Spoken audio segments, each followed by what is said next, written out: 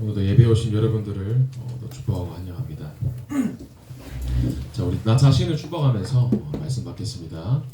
내가 망대입니다. 네, 여러분들 망대가 뭔지 아시죠? 망대는 한 자리에서 계속 빛을 비추면서 지키는 곳이 이제 망대라는 곳이에요.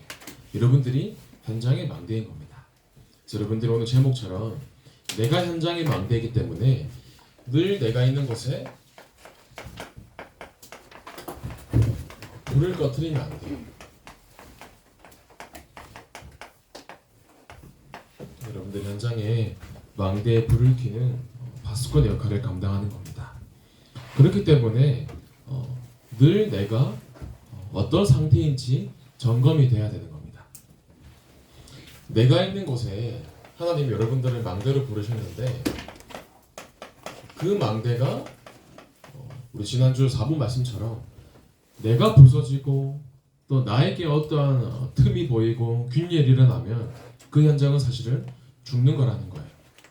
그렇기 때문에 여러분은 내 영적 상태를 점검해야 됩니다. 대부분 요즘은 SNS를 안 하는 랩런트들이 없죠. 카카오톡은 이제 메신저 역할을 하겠고 인스타그램이다, 페이스북이다. 어느 랩런트가 조사에 카톡을 보냈는데 답장이 없어요. 답장이 안 사라지는데 그 페이스북 메시지를 보내면 1초 만에 답장을 준다는 겁니다. 요즘 이제 카카오톡 말고 인스타그램 DM이나 이제 페이스북 메신저를 랩런트들이 이제 많이 이렇게 소통을 하고 주고받더라고요. 근데 아무래도 우리나라에서 가장 많이 쓰는 그 메신저의 어플이 카카오톡이죠. 그래서 카카오톡을 보면 그 사람이 지금 어떤 생각을 하는지 어디에 갔다 왔는지 이 상태를 볼 수가 있어요. 그래서 이제 대학생들이 대학교에서 이제 과제를 발표를 했는데 조사를 했더라고요. 카카오톡 프로필에도 이제 사진 업로드하고 상태 메시지를 올릴 수가 있는데 여러 가지 유형이 있다는 겁니다. 최근에 이제 전사님 또 찾아보니까 여러 유형 중에 대표적인 4-5가지 유형이 있는데 첫 번째 유형은 이제 셀카형이라는 유형이에요. 그래서 카톡 조사를 봤을 때 주로 얼굴 위주의 전신 사진을 많이 올리는 사람이 셀카형이다. 그래서 주변의 배경보다는 나에게 이제 포커스가 되어서 이 사람들의 특징을 쭉 찾아보니까 어떤 특징이 있냐? 대체적으로 연애 경험이 많으며 주변에 이성 친구가 많다. 내가 지금 카카오톡 어떤 포사를 올려놨는지 한번 생각을 해보세요. 주로 이런 특징이 많다고 합니다. 두 번째 어떤 유형이 있냐? 이제 풍경형. 여행지에서의 자연스러운 모습을 찍거나 SNS 업로드용으로는 최고지만 현실 세계에서는 그렇게 인기가 많지는 않다. 제가 하는 말 아닙니다, 여러분들. 그래서 의외적으로 이 사람들은 배경 사진을 이제 풍경을 많이 찍지만 보수적인 면이 많은 편이다라고 한답니다. 세 번째 동물형. 귀여운 강아지나 고양이 또는 다양한 동물들의 사진을 올린다. 이 점 특징이 뭐냐? 비교적 운동신경이 둔하고 체력이 약한 편이다. 주로 약간 통통한 사람들이 많다고요. 그렇다고 합니다. 네 번째, 명언형. 감성적인 문구나 명언을 프로필에 캡처해서 올린 유형. 진중해 보일 수 있으나 자칫 너무 진지하고 꼰대라고 비춰질 수 있는 사람이라고 합니다. 다섯 번째, 무프사형. 프사가 없는 사람이에요. 그래서 SNS에 별로 관심이 없던가, 최근에 헤어졌던가, 못생겼거나 개인정보 보호에 신경을 많이 쓰는 사람이다. 조사님이거든요. 근데 프사가 없더라고요. 내가 이런 사람이었구나. 이제 내가 지금 뭘 하고 있는지 아니면 그런 내가 관심이 있는 거라든지 카카오톡 그런 프로필이나 아니면 인스타그램이나 여러분들이 올리잖아요. 그럼 그게 뭐냐? 사실은 내 일상이란 말이야. 내 삶을 공유하는 그런 플랫폼이 되겠죠. 근데 만약에 내 삶이 밋밋하면 내 삶이 무미건조하고 밋밋하다? 그럼 사실은 음식을 먹을 때에도 맛이 밍밍하면 우리가 음식점에 갔어요. 근데 맛이 뭔가 밍밍한 거예요. 밋밋하고. 그래야 우리는 대부분 가지 않아요. 아무리 건강한 재료를 쓰고 건강한 맛이라도 무언가 다른 특별한 맛이 있거나 특색이 있으면 그 음식점을 찾아가게 되죠. 몸에 좋은 음식이라도 좋은 재료를 써서 맛있게 하는 집이 진짜 맛집이거든요. 그런데 또 맛집이라고 하는 중에 맛은 정말 맛있는 곳은 많아요.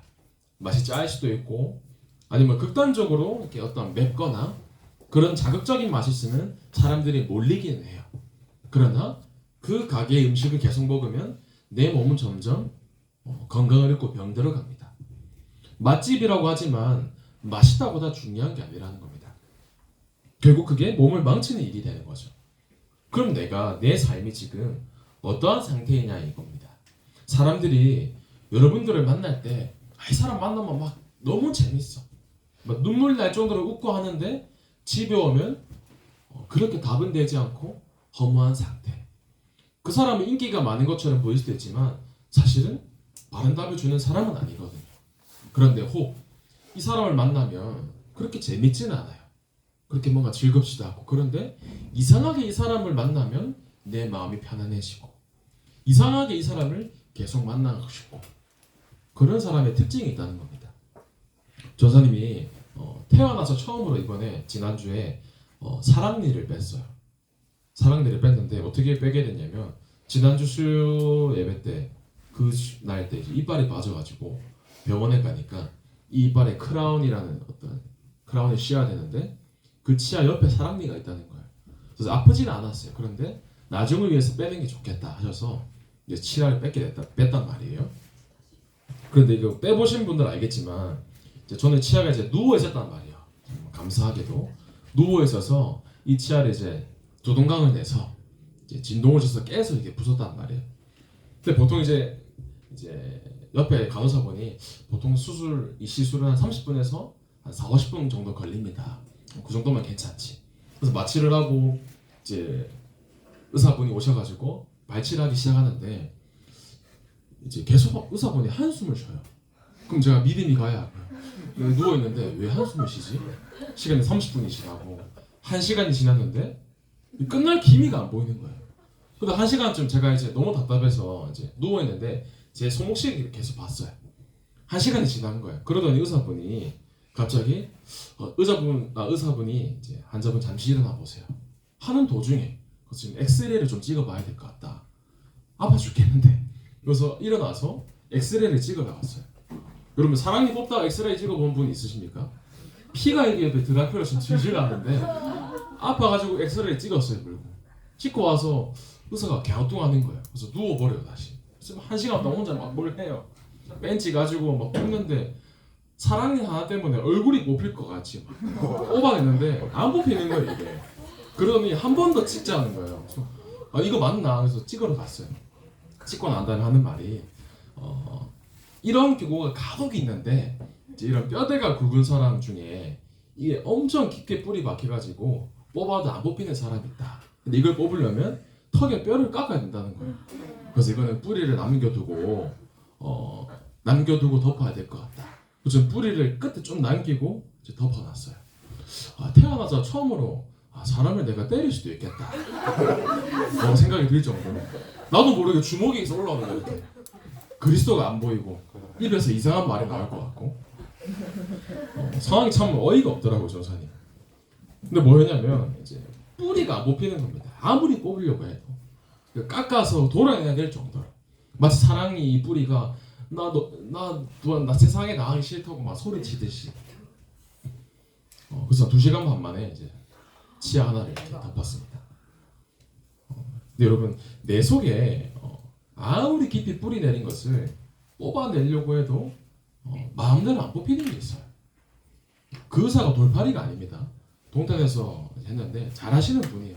그런데 그 사람과 관계없이 뽑히지 않는 게 있다는 겁니다.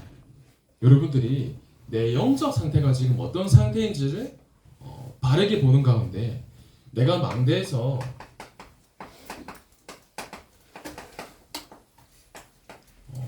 이 망대 속에서 경계를 해야 될 것이 있습니다.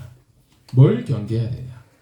대부분 사람들이 내 속에 안 되는 것, 위험한 것, 망할 것을 붙잡고 살아가고 있어요. 세상이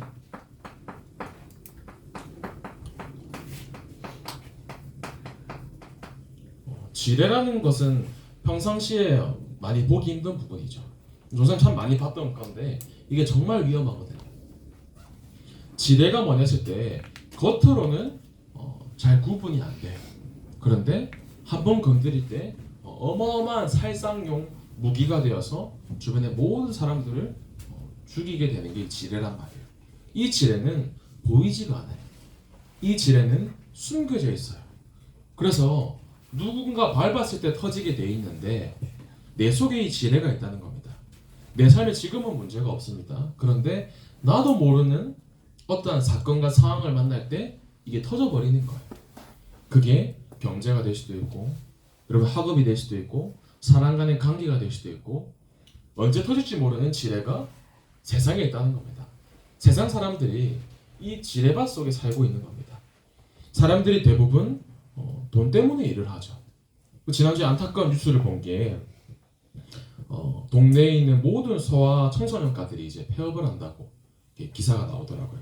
그래서 대한소아 청소년과 의사회가 공식적으로 소아 청소년과를 이제 폐과한다고 선언을 했어요. 왜 그런가 했을 때 소아 청소년과는 돈이 되지 않는다는 겁니다. 가서 간단한 진료를 받고 약을 처방하고 이것 때문에 의사분들이 먹고 살기 힘들 정도로 병원에 문제가 오다 보니까 이제 전국에서 이 소아 청소년과는 문을 닫는다라고 얘기를 했어요. 여러분들이 나중에 자녀를 낳았을 때 이제는 소아 청소년과가 없는 시대가 온 겁니다. 사실은 슬픈 일이죠. 근데 왜 그런가 했을 때 돈이 안 되기 때문에 의사분들이 의사가 될 때 히포크라테스 선서라는 것을 해요. 거기에 많은 선언문 중에 나는 환자의 건강을 최우선하여 고려할 것이다 이런 선언문이 있어요. 그런데 왜 문을 닫아야 되냐? 당장 먹고 살기 힘들거든요. 돈이 안 되니까.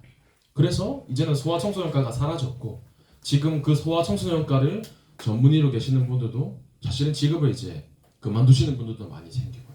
많은 문제가 오기 시작한 거죠. 그런데 누군가는 그 문제를 가진 소아청소년이라든지 어린이들을 살려야 되는데 당장 돈이 안 되니까 할 수가 없는 겁니다. 누군가는 살려야 되는데 살릴 수가 없게 되는 상황이 된 겁니다. 여러분들이 이 세상 속에서 내가 지금 무엇을 위해 내가 학업을 하고 있고 나는 왜 이것을 가지고 무엇을 위해서 인생을 달려가고 있는지를 바르게 알고 있어야 돼요. 지뢰밭 세상이기 때문에 사람들은 대부분 물질 중심, 성공 중심으로 살아갑니다. 하나님께서 여러분들에게 그 중심대로 살기를 원하시는 건 아니거든요. 여러분들이 그 현장에서 숨겨지고 감추어져 있는 지뢰를 제거하기 위해 여러분들이 부르셨다는 겁니다. 그래서 여러분들의 인생이 나, 물질, 성공 중심 속에 살아가면 되는 게 아닙니다. 이제 인공지능 챗 GPT가 계속해서 대두가 되고 있죠. 그래서 그 챗 GPT가 여러 가지를 하는 세상이 됐어요. 시간 나서 여러분들이 한번 시간 내셔서 한번 직접 해보셔도 됩니다. 저도 해보니까 참 신기하더라고요. 어느 정도 이게 발전이 됐냐면 챗 GPT에게 부탁하면 모든 것을 만들어주는 시대가 왔어요. 실제로. 예를 들어서 한 줄로 글을 부탁하는 거예요. 내가 이러이러한 디자인의 이런 건물을 원하는데 설계 도면을 만들어줘 하면 10초 만에 설계 도면이 그려줍니다. 이 챗 GPT에게 이러이러한 이제 3분짜리 웅장하고 긴장감이 넘치는 곡을 만들어달라 하면 10초 만에 곡을 뚝딱 만들어줘요. 지금 실제로 그렇게 유료 프로그램으로 사용을 하고 있습니다. 사람들이. 앞으로도 우리의 미래에 많은 영역을 이 인공지능이 침범을 할 거예요. 내 상태와 질병을 간단하게 이렇게 설명을 해서 글을 적으면 이 인공지능의 의사가 내 모든 병에 대한 약이라든지 처방전을 내려주는 시대가 이미 왔습니다. 법정에서도 판결도 판사의 역할이 이제 사라지게 될 거예요. 점점점. 그러면 우리가 많은 걸 생각해 볼 수 있겠죠. 세상에 하나님은 점점 필요 없다고 느끼고 내가 주체가 되어서 인생의 방법을 찾고 내가 주인이 되어서 삶의 길을 찾아갈 수 있도록 시대가 계속 흘러가는 겁니다. 그럼 여러분들이 앞으로 내가 무엇을 해야 할지를 지금 기도로 준비하지 않으면 모든 것을 빼앗겨버리는 시대가 오는 겁니다. 지금부터 여러분들이 준비해야 돼요. 단순히 내가 사람 살리는 의사가 되겠다. 그거로는 이제는 안 되는 시대가 온 겁니다. 여러분들이 진짜 왜 하나님이 현장에 여러분들의 남은 자로 부르셨냐? 진짜 답이 필요한 세상에 답을 주라는 거예요. 여러분들이 이 답을 가지고 현장에서 많은 교회들이 죽어가고 있는데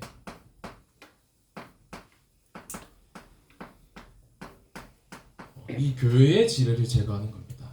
저는 말씀을 딱 들었을 때 교회가 뭐냐 하실 때 나 자신이 먼저 교회다. 하나님이 여러분들을 하나님의 성전이라고 부르셨습니다. 그렇기 때문에 여러분들이 먼저 내 속에 있는 지뢰를 제거하고, 그럼 교회의 지뢰를 제거하는 게 무엇이냐? 여러분들 때문에 교회가 사는 거예요. 여러분들 한 사람 때문에 교회에 있는 사람들이 살고 교회에 답이 필요한 사람들이 모이고 여러분들이 그래서 망대에 불을 켜야 되는 겁니다.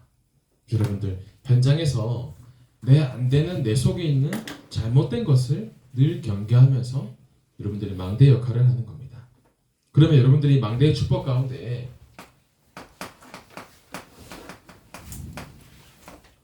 현장을 여러분들이 봐서하고 지키는 역할을 하는 겁니다. 여러분들 반드시 뭘 먼저 지켜야 되냐?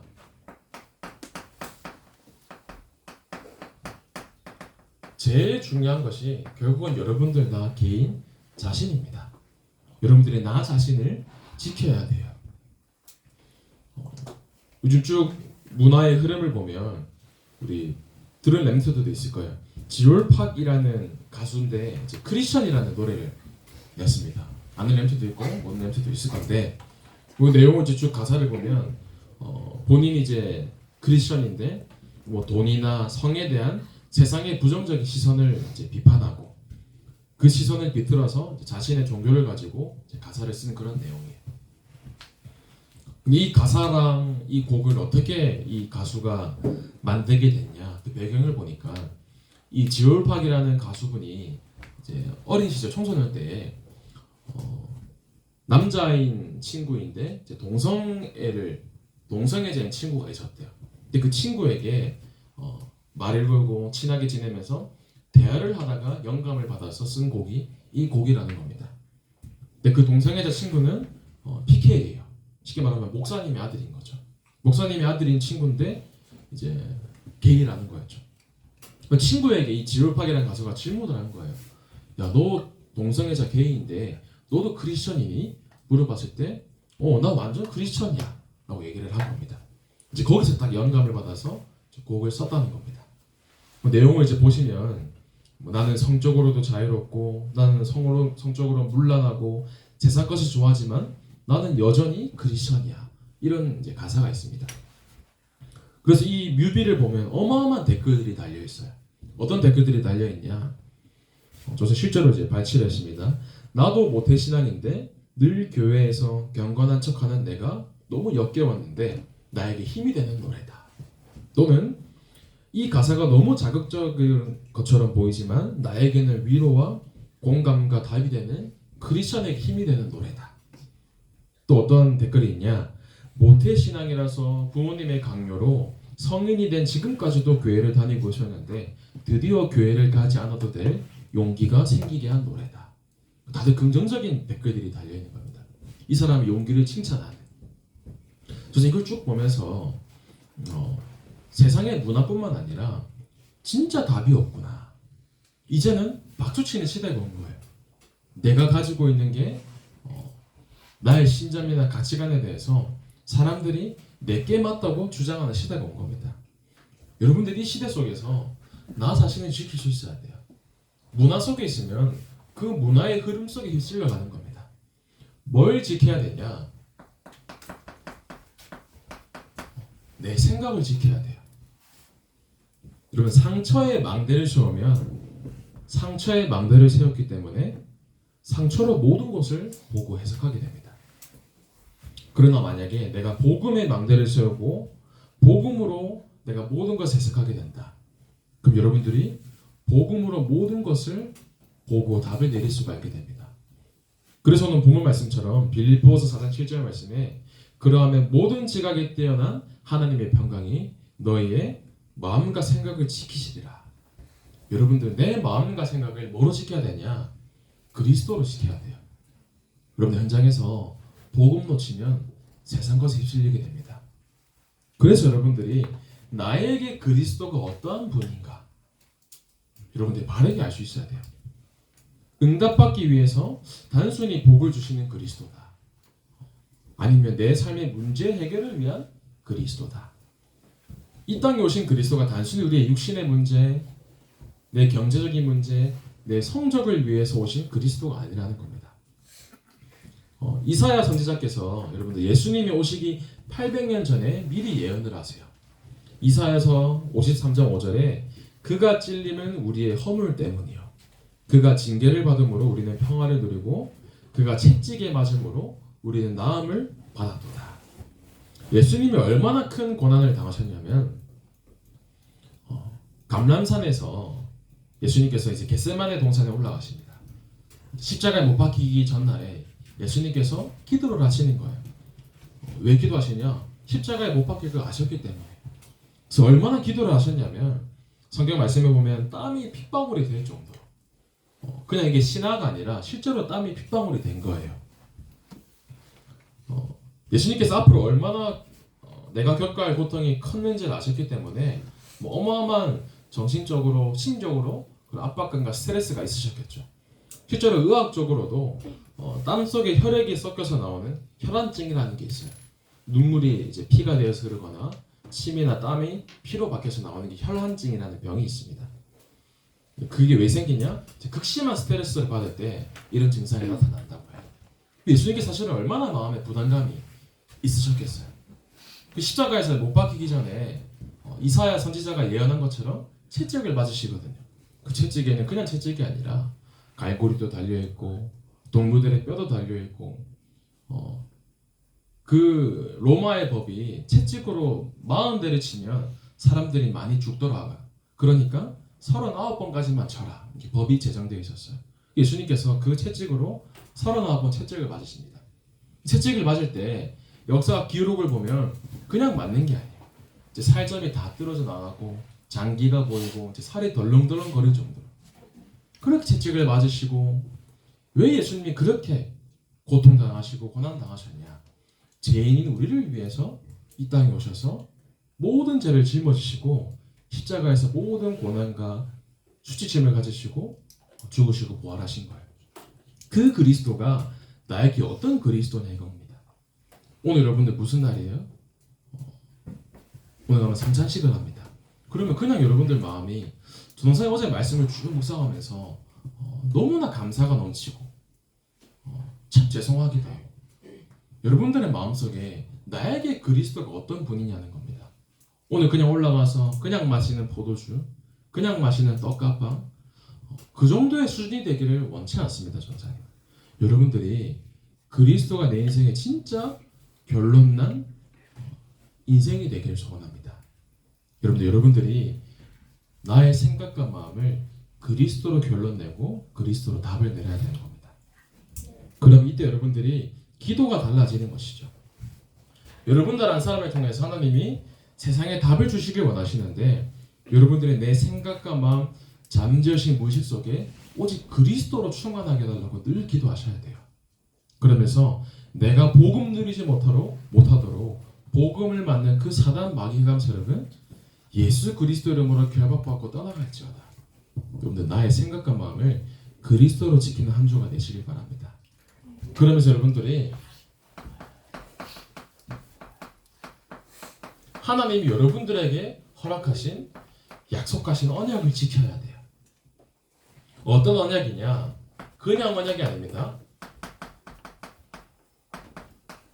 여러분 절대 언약이라는 말을 바르게 알아야 돼요.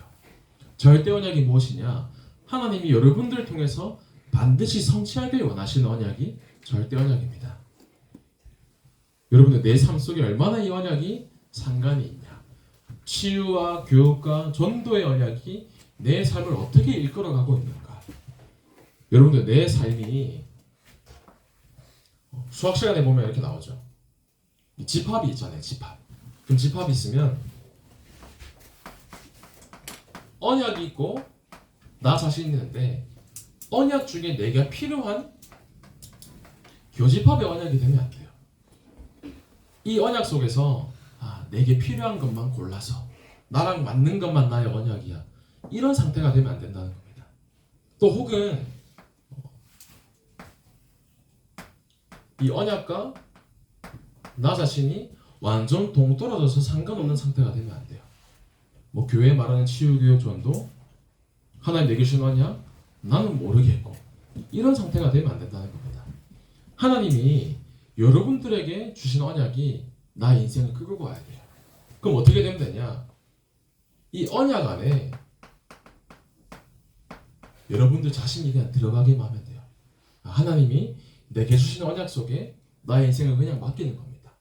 내 열심, 내 노력, 내 주장으로 살아가는 게 아니라 언약 속에 여러분들이 하나가 되어서 같이 가면 되는 겁니다. 뭐 수학적 용어로 이거를 부분 집합이라고 하죠. 내가 언약의 한 부분으로 들어가면 되는 거예요. 여러분 삶 속에서 하나님이 내게 원하시는 분명한 제목을 가지고 인생을 가져가야 되는 겁니다. 그럼 여러분들 이 속에서 지뢰밭인 세상 현장을 여러분들의 파수꾼으로 지킬 수 있는 겁니다. 여러분들 개개인에게 많은 현장이 있을 거예요. 내게 있는 혼자 있는 시간에 나 자신을 지킬 수 있어야 돼요. 그러면서 내가 있는 가정에 여러분들이 파수꾼으로 서 있는 겁니다. 그리고 내가 있는 학교와 내가 있는 업의 현장과 교회의 현장을 하나님께서는 지키길 원하십니다.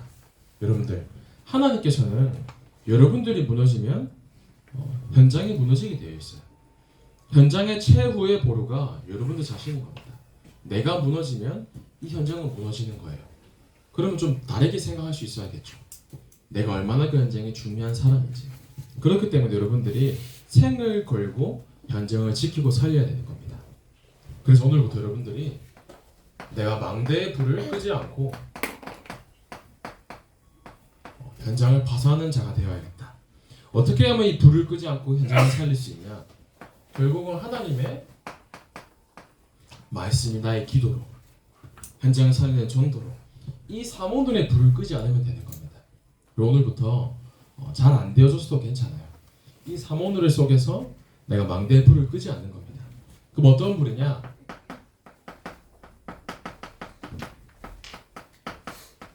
여러분들의 가슴 속에 식어버린 마음의 불을 한번 다시 켜보세요. 여러분 오늘 가서 성찬식 참여할 거예요. 그러면 진짜 기도하고 감사를 고백해 보시기 바랍니다. 하나님이 나를 위하여서 이 땅에 피 흘리고 십자가에서 죽으시고 부활하셨다. 강단 말씀의 불이 여러분들의 마음속에 다시 일어나야 돼요.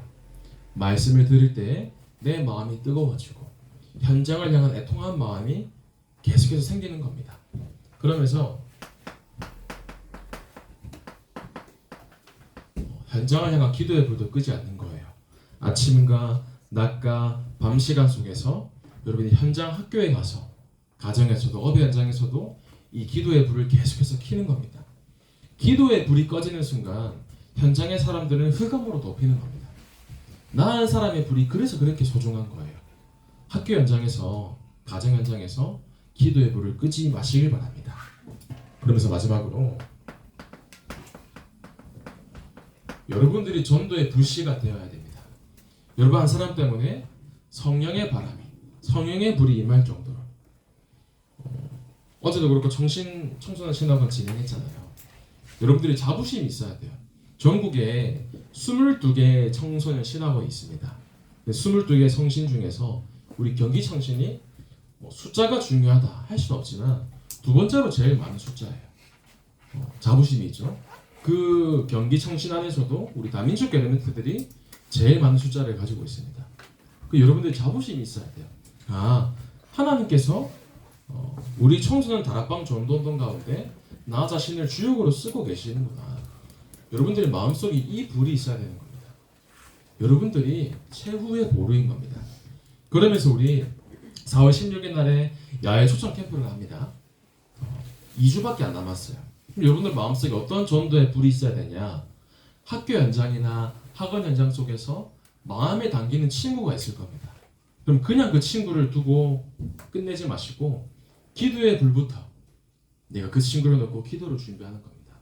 그러면서 중요한 시간표와 때 속에 초대하는 거예요. 이번에 초청 캠프가 있는 야외에서 같이 이렇게 모이는 시간이 있는데 함께 하면 좋겠다. 여러분이 전도에 불을 켜는 겁니다. 또 얼마나 감사한 거는 여러분들이 전도와 선교의 마음을 담아서 어제까지 해서 우리 선교대연금 내부자가 나왔어요.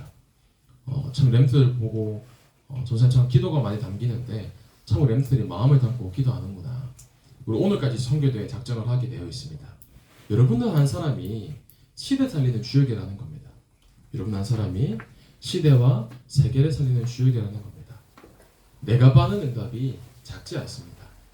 그렇기 때문에 여러분이 한 주간 동안에 현장의 망대가 되어서 이 불을 끄지 않고 현장에 답을 주고 빛을 비추는 바수망대의 축복을 드리는 우리 모든 중고등 되기를 소원합니다.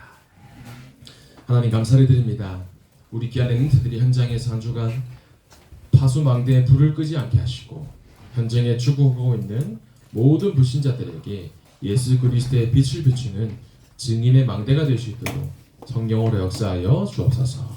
살아계신 예수 그리스도 이름으로 기도하옵나이다. 아멘.